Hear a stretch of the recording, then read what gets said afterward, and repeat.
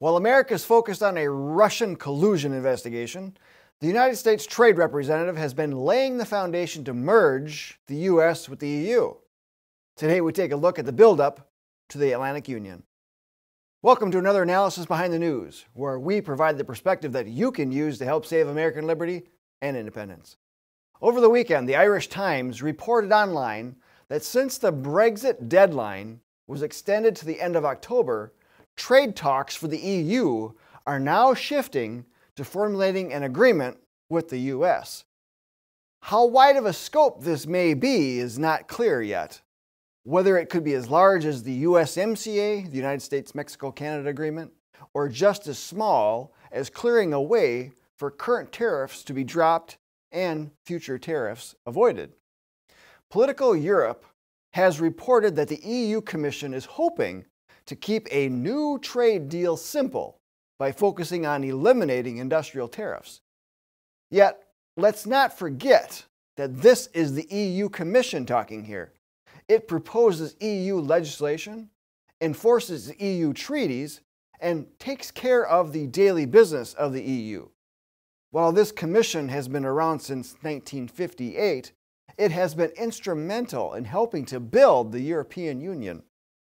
According to the book The Great Deception, The Secret History of the European Union, the Commission pushed political union in 1990, including the concept of European Union citizenship. Those running the Commission are appointed, not elected. Thus, they're unaccountable to the average citizen in each of the EU countries. The Commission itself has about 32,000 administrative staff. Now, knowing what we do about the buildup of the European Union involving treaties and trade deals, this Commission is not just about getting a better deal for the EU. Leading globalists use these deals to create more and more unions of nations, ensnaring them under regional governmental bodies that take away a slice of sovereignty piece by piece.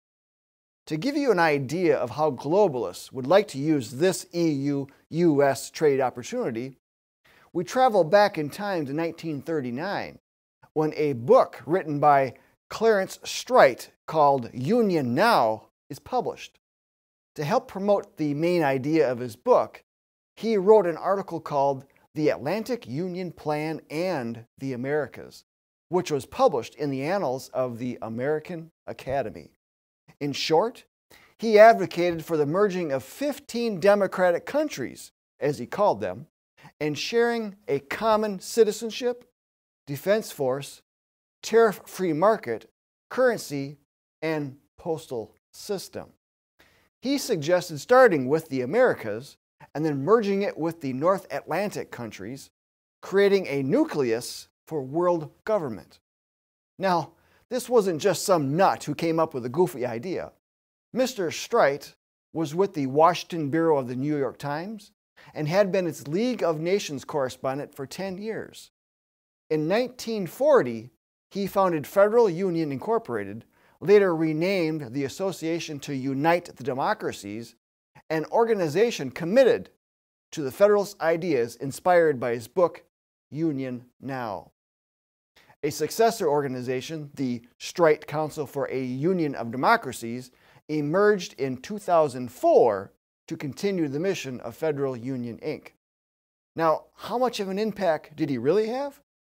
According to the Streit Council's current website, they write, his ideas inspired the pioneers of the movement for a European Union and the creators of NATO. They stand today as the foundation of contemporary political thought in the area of global governance based upon an ever wider and deeper political consolidation of democratic countries. Federal Union, Inc. also issued a magazine, Freedom and Union, with Streit as its editor.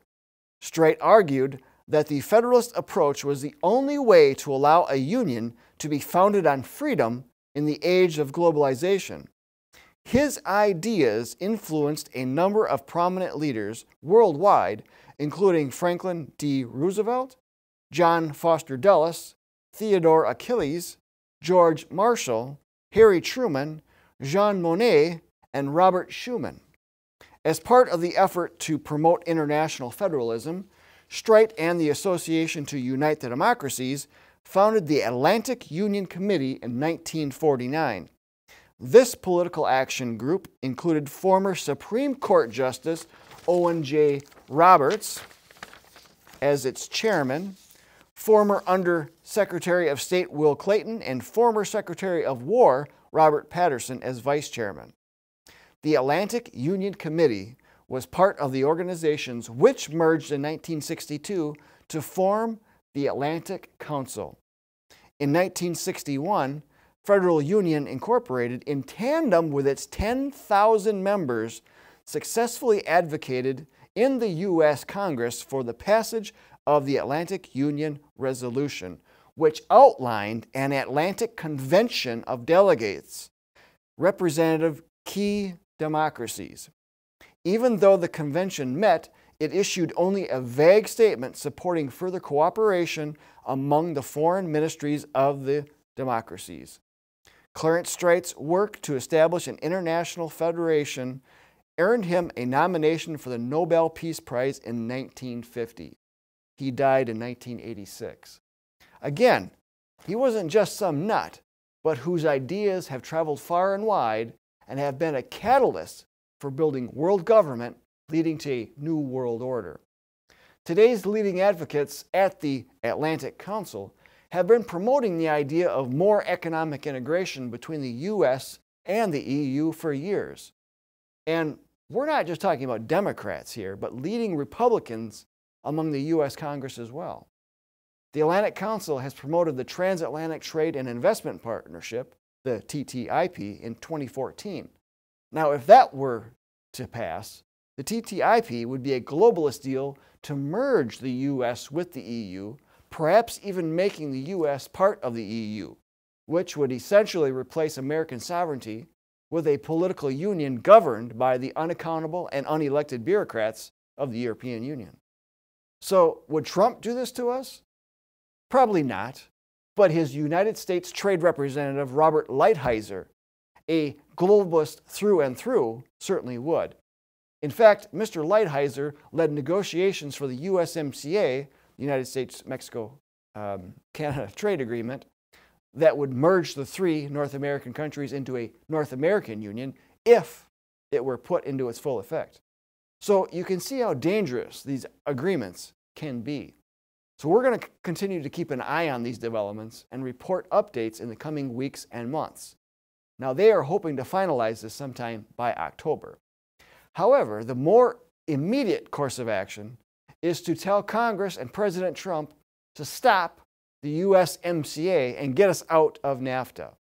Now, you can do so with the contact information at our website at jbs.org, or click on the links in either the description or the comments below.